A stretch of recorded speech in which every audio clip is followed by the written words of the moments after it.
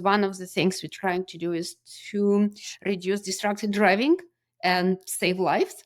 And when you engage in something like this, it tends to be an inspiring mission. Technology by itself is pretty cool, but if it doesn't bring any business value, then why? They tried to feed a math task to ChatGPT, and they came back to me and said, "Oh, ChatGPT is stupid." And I said, "It is not, but don't forget, it is not a math model. It is a language model." And I don't want to sound like I'm negative or super skeptical about LLM. I'm actually very enthusiastic, but considering my role, I'm trying to also be mindful and reasonable with my enthusiasm.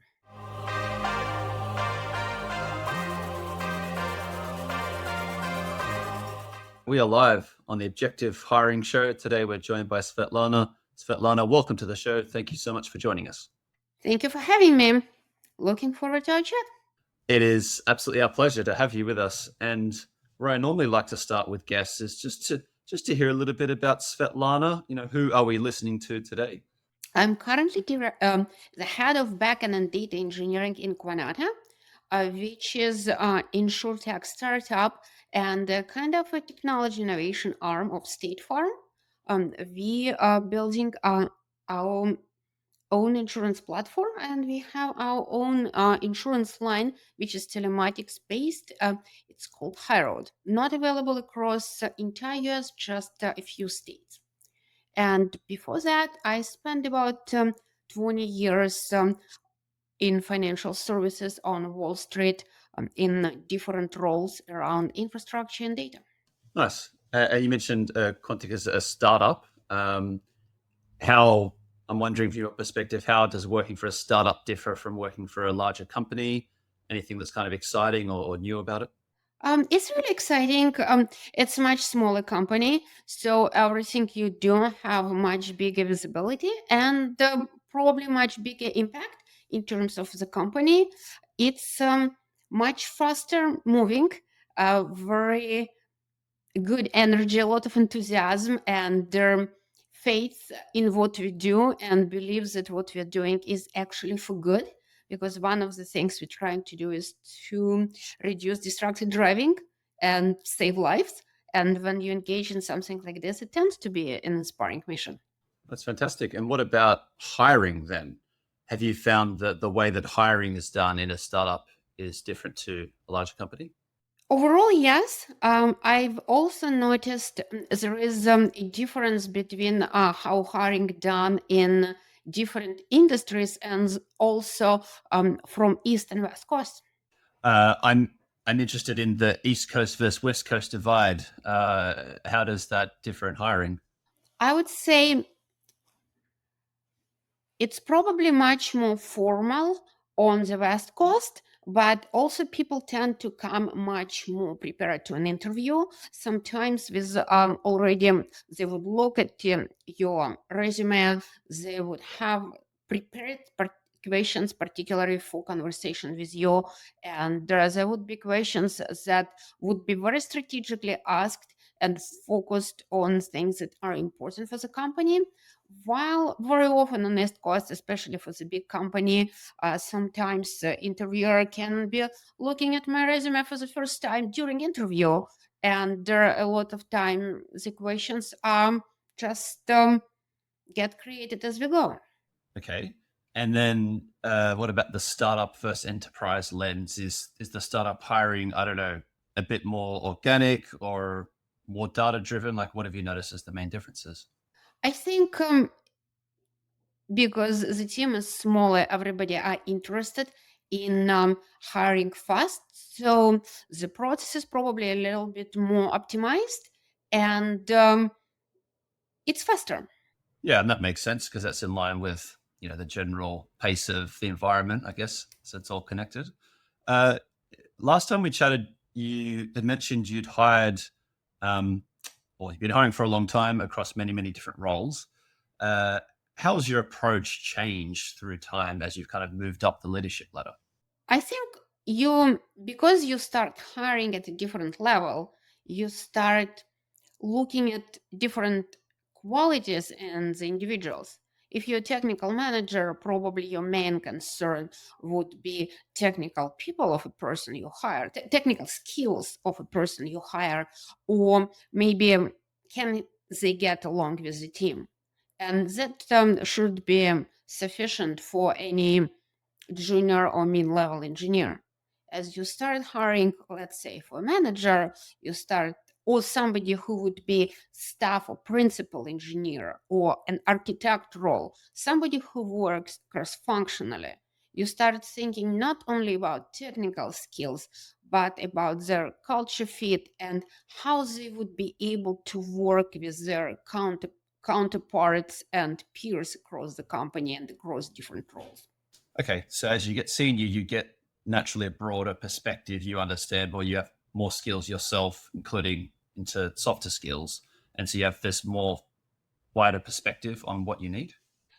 Correct. You need the person as they get more senior, let's say engineer versus principal engineer. They should be able to reach cross functionally to other people, lead others, not only just do their work, but lead others and also understand business or be willing to understand business, maybe learn business and see what's important to business.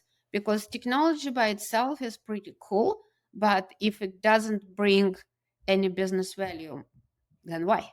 I was playing around with an idea recently that I wanted to run by you, and that is as large language models develop and get more and more advanced, Claude seems to be quite good at programming at least small kind of things these days. Do you think that the blend of skills that, let's say, an analyst or data scientist or data engineer might need to have is going to become more weighted towards the softer skills and business knowledge, because maybe some of the easier technical things now they would need to prompt an LLM as opposed to know how to do it themselves? I think time would tell. And I think it will also depend on the area. LLM is not bad at coding, but because it does it so fast, and what happened after, let's say, it codes, um, or any engineer code, there is a PR review that takes place. And because LLM is so fast, person who does the PR review would tend to click on accept button faster, and it probably can cause more issues to slip through than if they were checking their peer work, for example. And that's a tendency. Also, similar to probably everybody who listening to this podcast ever played with Chat GPT and notice that it tends to be quite wordy. So similar to how ChatGPT is wordy, very often, especially for somebody who is junior and doesn't have a good experience in coding and doesn't customize that coding tool for their needs and their style, it would generate a lot of extra code that's not necessary. And especially for junior person, it's sometimes difficult to figure out. Also, think about not only bugs that can be occasionally generated, but if the tool is hacked or was used by a hacker, um, maybe security vulnerability would squeezed in. So it's and this is just like some minor concerns. There are absolutely much more, but I'm just looking from a practical coding perspective. At the same time, can it do nice job generating, let's say, dashboards or working on similar things? Absolutely, yes. Is one of the limitations the context window? So in a big enterprise where you have a very complex code base, that it might need to make several changes across several files, that it's too much context, and maybe it would be better off in, like, it could operate in really tiny microservices, but maybe having some huge monolith is just too difficult. Is that part of the problem? I think lagging of context is overall part of the problem. So, for example, if you have very strictly defined requirements, let's say if you're talking about data and we're trying to write ETL and we're saying transform X into Y, and we provide very clear guidance, it's much easier to implement than, for example, if we're talking about a backend application and we are reading a ticket that's written by a business analyst who assumes that a developer worked in the company for a while and has all the business context. And again, LLM does not. I'm interested in, again, another related idea. So if you were starting a brand new company right now, would you set it up differently to than what you would have 5 years ago?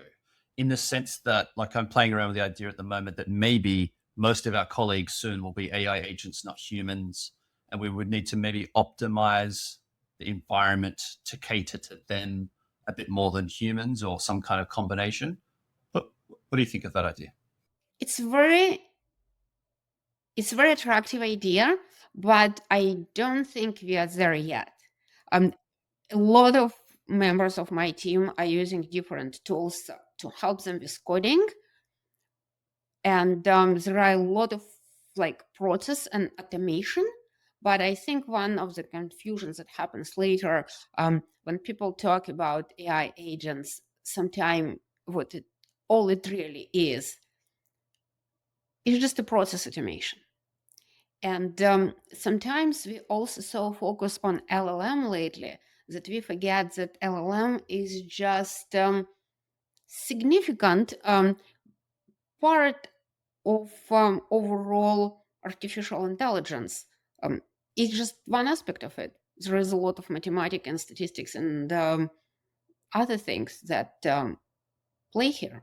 You mentioned something really interesting in passing around, let's say, the AI doing the coding and then getting to the PR, the pull request stage, and people going, yeah, yeah, fine, kind of accept, and maybe not scrutinizing it as closely as what they would if they had a human colleague who'd written it. I'd love to hear more about your experience there, because that's a really interesting phenomenon that is happening.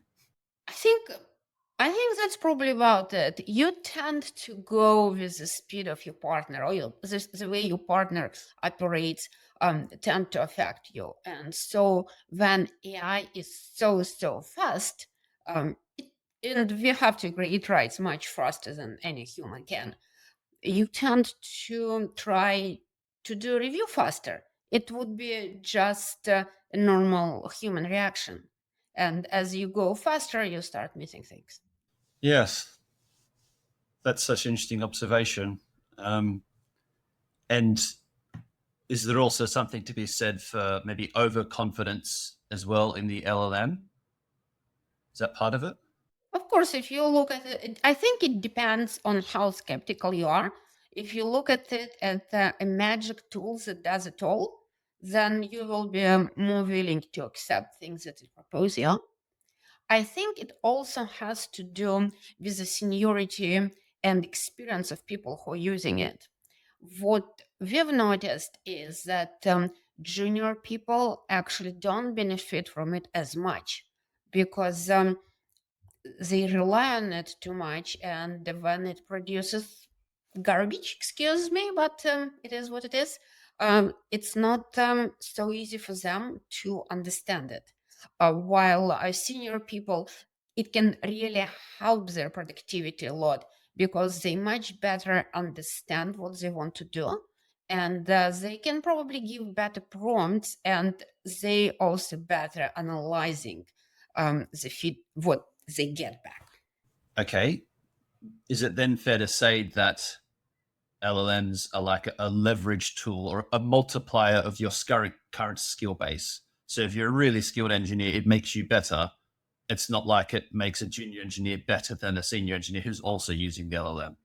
I think so. I was reading actually an interesting study done in one of the major universities recently, where they took a group of students, split them into three groups, and asked them to write a code. I think in one of the languages that's not very much used, probably something called like Fortran or something. And they gave them three options. One team got like full LLM and they could use it to develop a project. One was giving like Google and a lot of information, and one was giving book and said like figure it out. And of course, the one that had full LLM did it the fastest. The one that was figuring it out from scratch did it the slowest. But when it came to the time of the test and they were all given tasks to do something now on a test without the use of any tools, the one who started from scratch and actually learned it did the best. And the ones that used LLM, they pretty much failed or took the longest. And the third one was in the middle. So it tells you something. If you don't really do it yourself, and it's almost like being in a high school or in college and not doing your homework. Exactly. What? Okay, that's really interesting. What's then your view of? Do you happen to have children, by the way? I do. Okay. Any currently at high school or university or college? Middle and high school. Okay. What's your view on them using ChatGPT or Claude as part of their homework or research? Like, how do you currently think about it, knowing things like that study that you've seen? So they tried, and I think it was a great lesson because they tried to feed a math task to ChatGPT, and they came back to me and said, "Oh, ChatGPT is stupid." And I said, "It is not, but don't forget, it is not a math model. It is a language model, and you're trying to apply language to mathematics." And another example would be um, they just watched this weekend on YouTube. One of them plays chess, and they all do know chess. And it was a pretty funny sort of video with two LLM models playing chess against each other. And of course, it didn't go well, and they found it pretty funny. But at the same time, we know that there are a lot of existing programs and algorithms that can play chess pretty well. So, which brings us back to a conversation of like where what is the right place to use what. LLM won't help you to play chess, but another analytical tool that's trained and know how chess figures move can help there. Okay, so they learned, yeah, the right tool for the right job, and not to use it as a blunt instrument. What about? I'm interested for maybe their tasks in, I don't know, their English class or their history class, where it's very text heavy. Do you think they should just be able to use it and have at it, or should they be doing it themselves? How do you think about that? I think they should be doing it themselves because this is how they develop skills. And plus, I think it's always pretty obvious when the tool is used, especially at their age.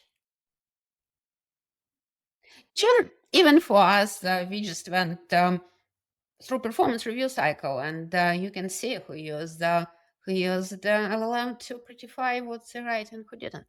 On their own, like self evaluation in the performance review, you mean, or reviewing the team? Is a self evaluation or providing feedback to others? And what was your perception of that? I'm interested. If it if it was just used to, let's say, I'm not native English speaker, and when I came to the US, my English was far from perfect. It was pretty bad, to be honest. And so, if I had to write at that time, something like this would be extremely useful to me to just maybe correct a grammar mistake or make my writing better. And I don't have anything against it as long as the main idea is not lost. But if I write a two-line sentence and it turns it into two paragraphs, um, I think will it deliver my messages clear? I feel like there's something very different between taking a long text and using it to summarize versus taking a small amount and using it to make up a lot of stuff. And I don't want to sound like I'm negative or super skeptical about LLM. I'm actually very enthusiastic, But considering my role, I'm trying to also be mindful and reasonable with my enthusiasm. Speaking of the sledgehammer approach and kind of saying, well, anything can now be solved with an LLM when there's existing, better, more appropriate tools, I wanted to run one idea past you, which is I've heard of a few companies recently over the past 6 months that have said to their teams, and these are substantial businesses like 500, 1,000 people, who've said, all right, stop everything you're doing in your day job, just put a pause on it. We just want you to go and figure out what you're doing and can it be changed or improved or automated or whatever with Claude or ChatGPT. Two different companies, there's two different models. Now, normally that sounds like to me a solution looking for a problem, which is normally not the great way to do it. But if this technology is so powerful and so groundbreaking, maybe it's almost justified to think like that, because without that, you won't have the time to really think about everything you're doing. And something that previously just had to be done in a certain way, now suddenly, wow, actually, we could automate this entire process with this amazing technology. What do you think about that approach? I'd say if there is something that you have to do on a regular basis or every so often, it has to be automated because and you want it to be automated, right? Because if you work somewhere, you want to develop your skills and work on something interesting instead of doing the same thing manually again and again.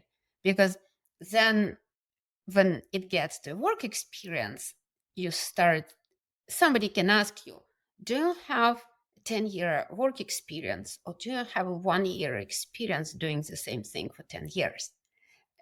And I think this is important. So I'm always a big fan of automation, just automation done right. And also keeping in mind that it may work 99% of the time, but when that one time when it fails, and it fails automatically, and that failure gets propagated across your system very fast, um, the impact of that mistake and failure will also be much more dramatic. But I think that's reasonable risk to take. We just need to understand that the risk we are taking when automating. What I think AI can do, it can actually help to connect the dots in the complex processes, or maybe help to create the initial map of those processes. Then, of course, any output that AI does will have to be reviewed by human. Is there something to be said for, so part of the problem with the LLMs is the randomness in the content they produce, and the hallucinations, let's say the inaccuracies. Is there something to be said for just needing to pair it with other bits of the stack, like better automated tests, and more data validation at the other steps in the application layer or whatever, rather than just expecting the LLM to produce the right content with your prompt? It's just combining with other things. Of course, it has to be validated. Just be careful about AI writing test cases for AI reduced code. You've got some experience in it epically failing here, I'm gathering. Oh no, um, but no. I actually, my personal experience and my team's experience with AI was extremely positive, and probably that's why I'm so cautious. Because it seems too good to be true, or You know that you just have to think about you. I'm sure you read about a lot of issues, and the more you read and the more experience you have, the more you probably know that things are not as rosy. And we we are we are using AI, and there's nothing. And I think, let's say, writing a test case for code is a great example. And as far as I can say, sometimes AI can, when developers develop code, doing a unit test is not their primary goal. They need to ship code fast, and the unit test basic functionalities. There is, of course, another QA team that would do a big do more testing. But if you employ AI, it can probably come up with more use cases and with more tests faster, and think in quotes about some edge cases faster as well. So it's great, but then again, AI testing AI, especially if it's produced by the same model, at what point we get into that loop and it becomes useless? And is that where having multiple models available, where I don't know, Claude's writing the code and ChatGPT's QAing it or something, is that where it becomes a bit more powerful? I don't know. I did try feeding output of one model to another, and it was fun to play with, but that's not something I will do at work. We recently built a pipeline ourselves to generate question content in our platform, where what we came up with was ChatGPT writing a question and Claude reviewing it in this nice automated pipeline. It was kind of cool to see go back and forth and get it all ready. And then adding data validation after that as well. And it was, yeah, really amazing and powerful. But I think we gave it a task that it was going to be pretty good at. It'll be interesting to see how it went with coding. Can you imagine a time soon where a new product is created fully with AI written code? So human hasn't actually written a line of code. The entire product, the entire software is just prompted, and then a series of LLMs have written the actual code. There are LLMs now that are targeted into writing mobile phone apps or websites. Here's an example for you. It's already here. And these products work, like they were shipped and it's kind of good enough. It works. I heard they were sufficiently good enough. Maybe they would require some human touch, I would imagine, but based on what I've seen, they were pretty good. What about in the context of hiring? So, have you started to dabble with AI in any bit of the process yourself? Has your team started to dabble in it, either in screening or interviews or anything else? No, we do not. We use obviously we use some automation when doing initial scripting. It is primarily done by our talent acquisition team, not my team. We work with already pre-screened resumes, but with talent acquisition, especially now where you can get hundreds and thousands of resume for the job posting, I would it would be natural to implement some automation, um, but it was never used to reject a candidate, just more like to maybe pick the resume that would appear the most fitting. In terms of like having an AI interviewing people, we've never done it, and we had a few cases of where like sometimes people like or don't like using AI for note taking, and what we found out, people usually don't like it, so we don't do it. Oh, I'm interested in that. Okay. Because in my head, I thought a kind of no brainer AI and hiring entry level kind of step would be human interview, but with an AI note taker summarizing things, taking notes so that an interviewer doesn't have to. So I'm interested in the feedback of why was it the candidate who doesn't like it or the interviewer? Yeah, there were a few cases when they would ask us to turn it off. So the candidate has asked that. So more like a privacy kind of thing. Interesting. Was there anything else about it? Like, for example, I don't know, because it's almost similar to the studying thing. Like, because the AI is doing it now, you don't do it, you're not writing the notes, therefore you've forgotten details yourself. Was there some other like weird consequence of using the AI note taker? I think it has to do with the fact more that it is an interview, and most likely it would be one person facing two or more, asking them questions. And sometimes people get nervous and don't feel that comfortable. And adding that another AI taking notes. stresses them more. That's my guess. Huh. That's interesting.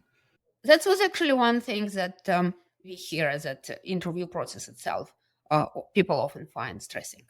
My view is, and maybe this is just a repositioning and reselling of it in the process, is that it could be probably pitched as, well, we're going to record this. You as a candidate also get a summary of what we've discussed. Maybe they could get the video so they have it. And maybe then it's also like, well, we're going to use this so that as interviewers, we can focus on you rather than getting distracted taking notes. That's the way I would think about it. Do you think candidates would receive it well if it was pitched that way? I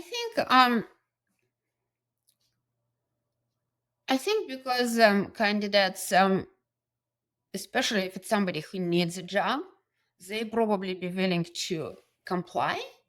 But based on like what I hear, majority of the people still don't like it. Interesting. Okay. What about the idea of like I don't know, more like an interview assistant? So thinking, let's say, more from the company perspective, you as a hiring manager, is there any potential value add for you there to have this assistant, I don't know, maybe like pre-fill an interview scorecard or come up with its, hey, like you said, here's the 5 things you're looking for in this candidate. I've done my own personal evaluation of this candidate and how they scored across these skills based on the conversation I've seen, and almost doing some of that legwork for you as an interviewer. Would that be valuable? Or is that something you're just going to do yourself anyway? That would mean that interview assistant will also be present in an interview, similar in the previous case. And again, it's person how comfortable or uncomfortable interviewee would be. And based on what we heard and the feedback we received, they don't like it. And I think important thing to keep in mind is when people looking for work, they don't look only for salary and job description. They also look for environment where they will be working at and people they will be working with. So trying to replace humans with AI don't give them a feel of the place and the work, and probably will make them less likely to move forward as well. My devil's advocate to that would be, wouldn't, particularly, let's say in analytics and data science, wouldn't a candidate expect themselves to be going into an environment where AI is kind of encouraged and supported because they're working in the field? Could be.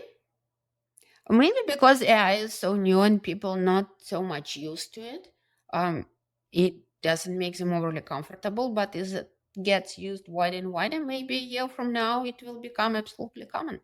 Yeah, I feel that. Like when I've had discussions with people about the interview being an AI, so not just an interview assistant, but like the actual interviewer, it seems a bit too much at the moment, although products are out there now. But I think as we start to interact with AI on a day-to-day basis, call up any call center, we're speaking to a bot, I don't know, we just get more exposure to it. I guess it'll be normalized in society. And then as long as the product's good enough and you don't feel like you're interacting with some AI, like you have a good experience, then it'll just be normal. I guess so, but at the same time, we've seen the cases when people were trying to use AI to answer questions during interview. And what's your perception of that? It's pretty obvious. Is that because they're like looking at 2 screens and they're talking like a robot and it's clearly not in their own words? Is that part of the giveaway?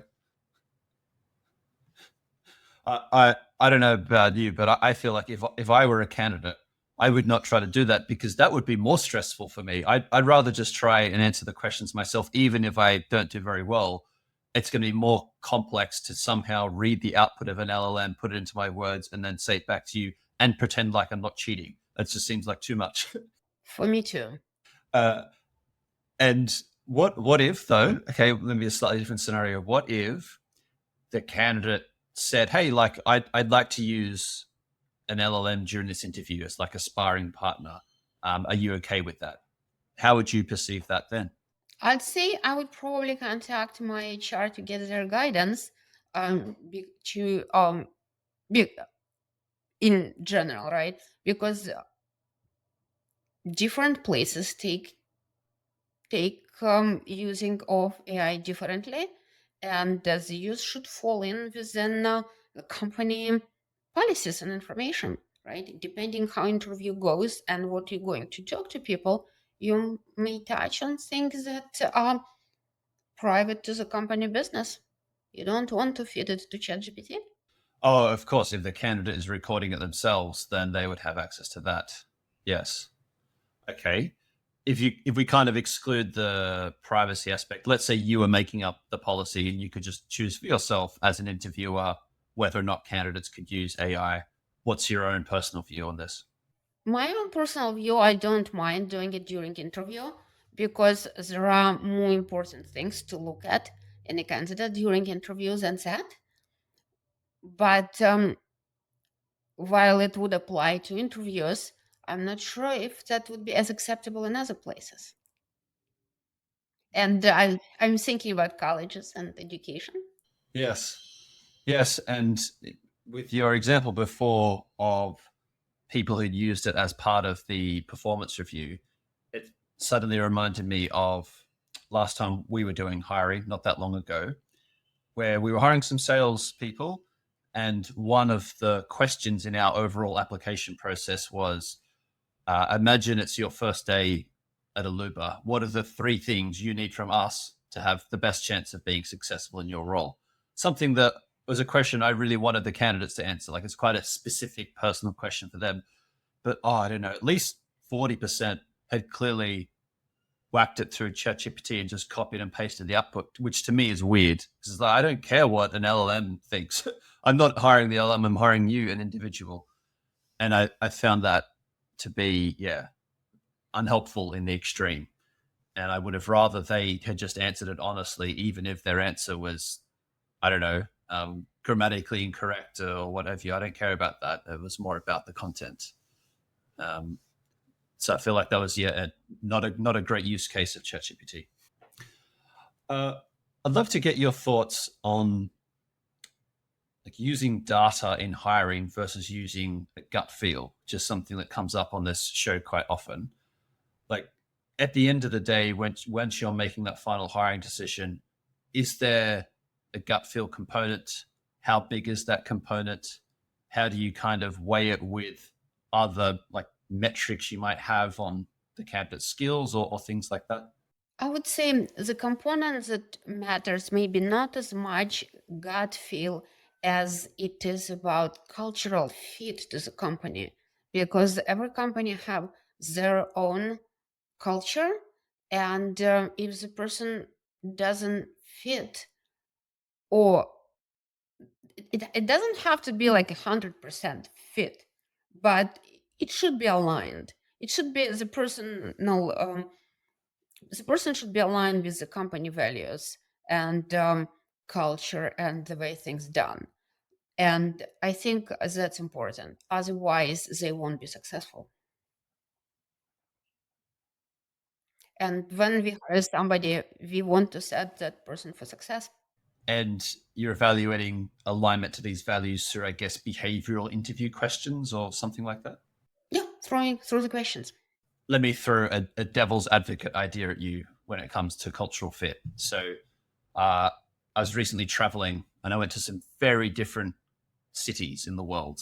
So, I live in Sydney. I was lucky enough to go to Berlin and Riyadh in Saudi Arabia and Bangkok, three entirely different places to each other, and very different to Sydney. And so I remember, for example, in Bangkok, you know, it's a very different place to here.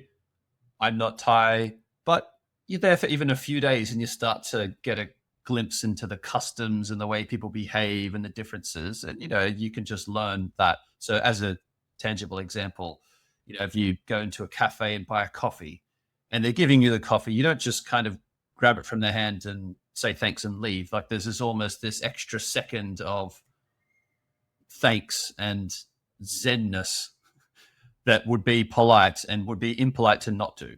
And so after a day or so, you're like, oh, okay, I get it now. So everything's just like slightly slower and slightly more nice and friendly. Lots, they call it the land of the smiles for a reason. And so as a outsider, you can adapt fairly quickly if you're willing to do that. In some ways, do we maybe not give candidates enough credit for being able to adapt in the sense that we're judging them in that interview on their cultural fit? But really, people can kind of adjust as they get into an environment and say, oh, everyone behaves this way here. I now have to adjust. Now have to be more direct or less direct or whatever. Um, so there is when I said a cultural fit, I meant something a little bit different. I would say so. I have very diverse team and with people all over the world, and I've managed team across the world. I used to manage teams in Europe and Asia and across the US, and my current company is absolutely diverse, and people are from everywhere. But if if you're an engineer and you're part of the team, you have to be a team player, and you have to have respect for the rest of the team and being able to work with them, especially in a senior role, because in a senior role, one would have to lead the team. And it's a pretty common conversation in technology space about genius jerk versus a regular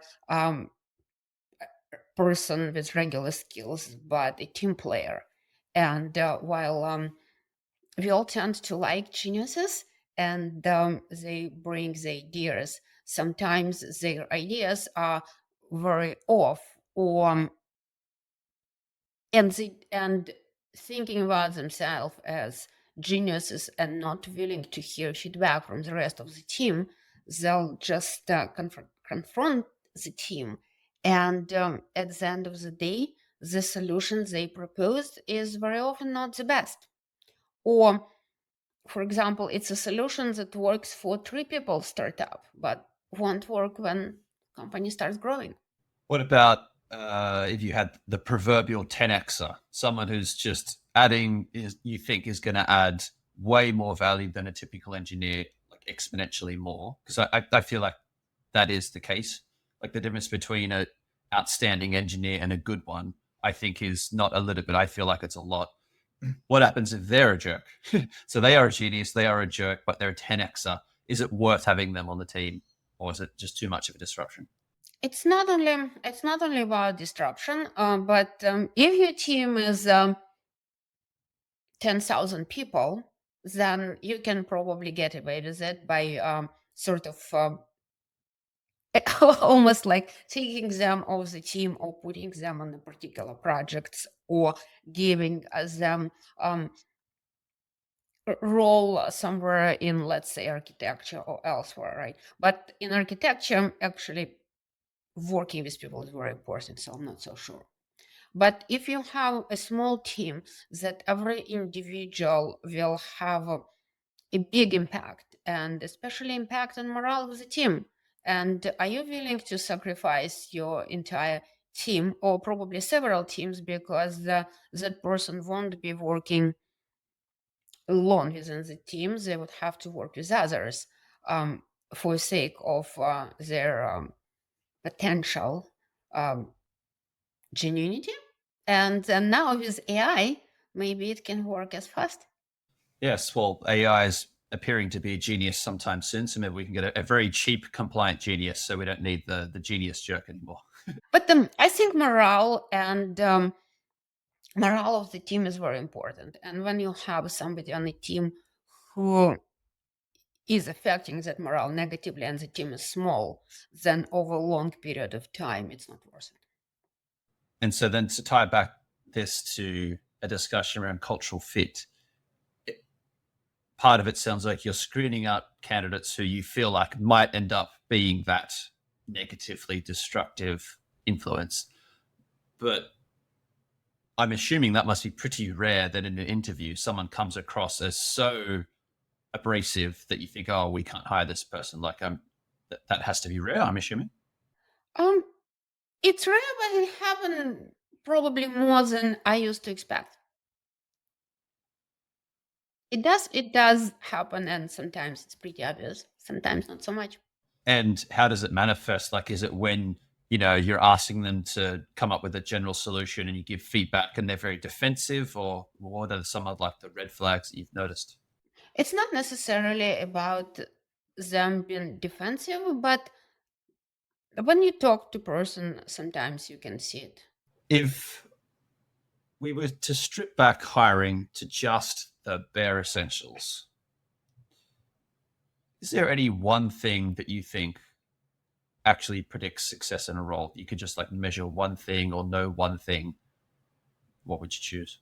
That's a good one.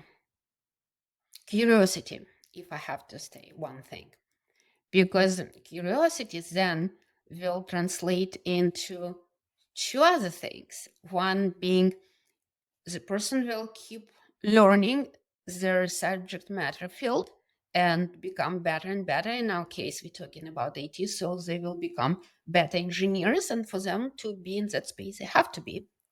And second, they will be learning from their peers, and they will be learning about business, and being curious would help them to connect with people around. Plus, technology is a space when you need to be always learning. If you don't like learning, you won't succeed. Yes, because it changes so quickly. And so you currently try to gauge someone's curiosity in an interview, I'm guessing. And if so, how do you do it? I think in interview, you get that curiosity unpacked into two aspects. One is technical knowledge and maybe how open they are to other ideas and feedback. And second is being a team player, because probably people who are not curious and just focus on themselves won't be good team players. So we circle back to previous question. Yes. uh, if you could ask our next guest, I've asked you a lot of questions. If you could ask our next guest one question about hiring, what would you choose to ask them? I would ask them, how do you keep the person you're interviewing genuinely engaged during from like the first time you have a screening interview with them and through entire hiring process until they start? How would you do that? That's a great question and not something I've asked our guest. And I liked also you said until they start, because of course, candidates can drop out even after they've signed a contract, after they've had the offer tabled at them. So, very important to get them in the door. Svetlana, it's been a great conversation today. I've really enjoyed it. We've covered off a lot of different ground. And thank you so much for sharing all your insights with our audience today. Thank you very much. I really enjoyed it.